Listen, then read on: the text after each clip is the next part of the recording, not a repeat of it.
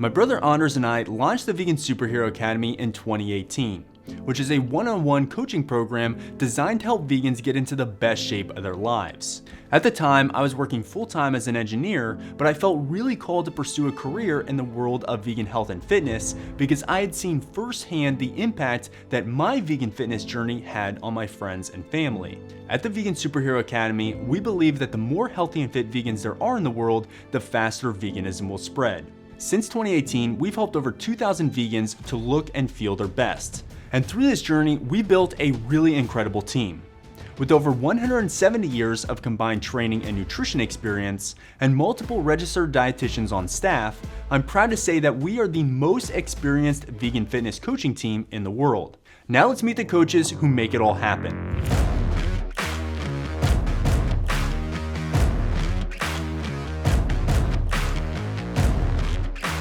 My name is Coach Andrew. Hey, I'm Coach Armand. Hey, I'm Coach Brian. Hi, my name is Coach Daniel. Hey, I'm Coach Daphne. Hi, I'm Coach Emma. Hey, I'm Coach James. Hey, I'm Coach Lukasz. Hey, I'm Coach Mark. This is Coach Mislav. Hey, I'm Coach Rory. Hi, I'm Coach Sarah. Hi, I'm Coach Sarah. Hey, I'm Coach Simeon. So growing up, I was pretty insecure with my body. I was kind of the skinny kid growing up and always kind of got picked on for that. I really wanted to put a good amount of muscle on my body and really have that confidence that I always desired. And that's one of the things that really led me into my fitness journey. It really took me a while to develop that confidence, but I'm really happy that I was able to break through a lot of barriers, and fitness was really the best outlet for developing the body and self-confidence that I always wanted. In my own health and fitness journey, I used to drink too much and I used to go into bars and spending money there, and I was kind of feeling miserable and tired all the time. So I found myself in that spot that I knew that I needed to change, and this is where I actually started getting into fitness and starting running, and then I discovered the resistance training, and that was a huge game changer for me. So in my own health and fitness journey, the biggest thing I struggled with was obesity, and I've personally lost over 100 pounds. Big things that I really struggled with at that time were confidence, motivation, lack of activity. I was just really not doing a lot for myself at that time, and I overcame that by basically just kind of waking up one day and thinking that it's only me that's going to save me. So I started to make changes to my lifestyle, started to make changes to my nutrition, and then everything over time just kind of lined up, and that's what got me to the position I am right now. In my own health and fitness journey, I really struggled at being at this low point where I kind of gave up on myself, and it was a point that I don't want any of my clients to ever be in, and I know it happens. We all kind of hit those low points. But being able to lean into a coach and a community in the way that I was when I joined VSA really, it changed my life. And I know that sounds very cliche, but it literally changed my life because I had this support not only from the coach and the community, but just this understanding that there was the potential in me, and that compassion and that understanding of the world was still there within me. And to be able to shine that through my fitness journey, learning, nutrition and working out is one thing, but it's changing in that mindset that you're valuable and that you matter. And it's just so important to have that support. And that's one reason I'll always have a coach. When I had the extra weight on my body, I felt heavy. I had a lot of body pain. I felt like I could not do the things I wanted to do. I remember feeling like I couldn't do anything in terms of cardiovascular fitness. Running was a chore. I would never get on a rower, like a ski erg or anything now that I would do all the time. And I just didn't feel capable, and that was a terrible feeling. Now that I've overcome the weight loss, I feel like I can do anything. The whole reason I train the way I do is so that I can hike a mountain when my friends want to hike a mountain, go for a bike ride, lift some weights, go to the park, go on a hike, whatever it might be. I want to be ready so that I can experience life to the fullest. So I feel amazing. I had a lot of issues with my eating, and I went through and healed from an eating disorder. And through that whole experience, I really want to, teach women how to, healthily take care of their bodies. And, health is not just physical. Also, your mind needs to be healthy. So I feel like that's where the passion came to. At one point in my life, I moved countries and I fell into depression. I struggled with a lot of anxiety. I've been struggling with a lot of insecurity. I grew up around athletes and I was always the smallest kid in the class. I tried many different sports. I've tried football, I've tried basketball, I've tried volleyball. I was just never good at anything. That's when I discovered the gym. That's when I discovered training and resistance training. And that was the time, that was the turning point in my life where everything started to shift for the better. Before I was a coach, I went through the Vegan Superhero Academy as a client. I was a baby vegan. I didn't know what I was doing, and I really needed help getting my nutrition under control and understanding where was my protein going to come from, how was I going to make sure that I had a balanced diet for my family, how was I going to support all of my workout habits, right? I'd been a coach, a personal trainer for a long time, but never as a vegan. And so I really came in hoping to get a lot of education, a lot of support, because it can be a very lonely journey to be a vegan. And I really feel like going through the VSA as a client showed me how important support is when you're in a small group and how amazing it is to have vegan friends. One of the things that I'm very proud of is just that journey that I've gone through. It sounds pretty selfish, but I am proud of that journey that I've taken because I was in a very, very deep depressive state. And I see that sometimes in my clients, and I know they can make that change, but I know it's a very hard change to make.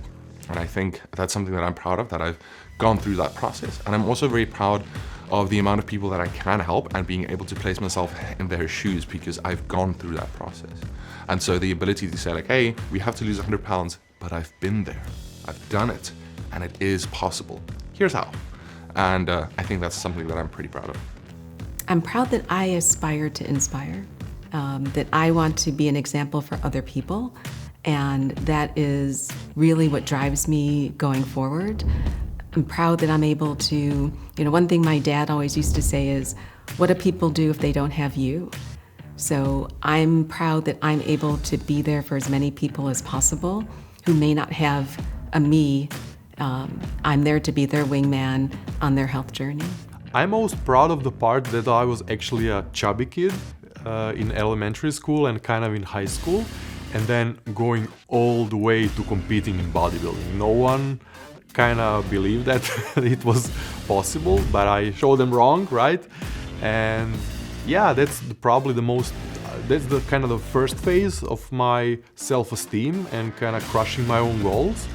But then, you know what? After that, switching from this like competitive mindset in bodybuilding, which is a really extreme sport if you kind of think about it, to a more intuitive approach, leaving my ego behind me and kind of shifting to a more sustainable approach for lifetime success. I can say today, I really respect and love my body, and that I couldn't say that before actually.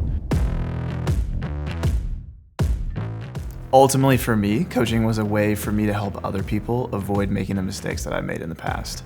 Not knowing how to eat a nutritionally adequate diet, especially as a plant-based person, not knowing how to train properly, not knowing how to manage your recovery, and I wanted to be able to give that back to people so that they could be a step ahead of me. In 2019, I realized that somehow I'd become like 35 pounds overweight since college, and I realized that because I was taking a before photo for a summer shredding challenge, and I thought I was in great shape and I thought I was super fit, but when I interacted with that photo, I realized how far I had let myself go. And for me, that was the beginning of learning how to manage my own nutrition, manage my own training programs, do it in a systematic, healthy, sustainable way.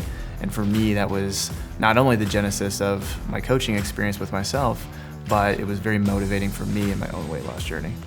So the reason I wanted to become a coach was because of the things that I'd done for myself and the confidence which I'd gained from losing weight and taking control of my health. Just really inspired me to help other people do the same thing. It wasn't an easy process for me to do that. It took many years, it took a lot of failure to actually get to that point where I could be saying, oh yeah, I'm 100 pounds down. So I wanted to help other people do that without the struggles of doing things wrong, and also just generally to help somebody do that same thing which I had done in terms of increasing my confidence and increasing my health, just to help someone else do that, because I know how powerful that was for me. I think what makes a good coach is someone that's there with you. So not, looking down upon you and telling you what to do, but there with you, holding your hand, telling you that it's going to be okay, giving solutions real time in the moment. I think that it's so important for a coach to know that there's all these different ways that you can continue to move forward, and really listening to the individual person as opposed to just templating. Yeah, I think a really good coach knows when it's time to problem solve, but they also know when it's time to just listen. Sometimes people need to know that there's someone in their corner, and that when problems arise, they have a great support system to help them through. And the most rewarding part about being a coach is seeing that twinkle in someone's eye when they realize that the ceiling that they were hitting is now the floor that they're standing on. People out there who do coach, not here, but are so quick to just assume that everyone should have the discipline level and the confidence level and the passion level to do things.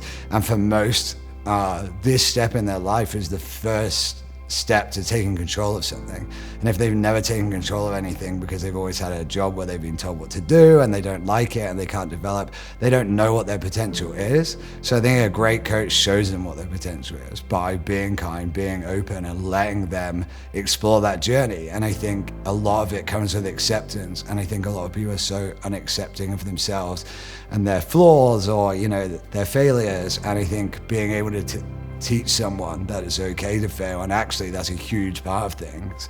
I think what makes a great coach is someone who can really empathize with their clients and find the deep-rooted issue of the struggles that they're facing. A lot of the times people think that it's all fitness and nutrition related, but in reality, there's usually a much deeper rooted issue, and I love really helping people dig deep and find the root cause of those issues and really changing their life in the better. And then from there, the fitness and health part really comes along with that very nicely. The biggest takeaway that I want my clients to have from my coaching, and I actually have a tattoo that says love always, but it's this love yourself. That's really what it comes down to. Every step of the journey, love yourself. It doesn't matter what size you are, what abilities you have. If you're not loving yourself, you can't give that to the rest of the world. And you've got to fill yourself up first, putting the oxygen mask on first before you care for others. But that belief, it's got to be there.